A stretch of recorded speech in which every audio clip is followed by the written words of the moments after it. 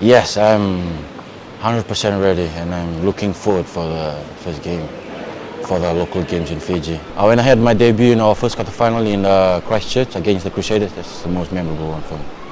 Didn't even think about it, and I was so surprised when coach called me in his room and he told me, "Are you ready for this upcoming game against the Crusaders?" And I was shocked, and I was like, "Are you kidding me?" And I didn't know. Like, I was preparing for the under 20, go to South Africa, and he called me up and he told me, "We want you to play in the quarterfinal."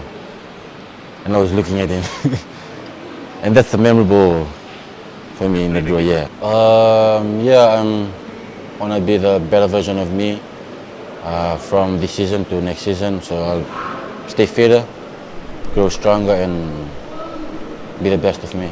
I have no plans. My plan is just to work on my rehab so I can get back with the boys.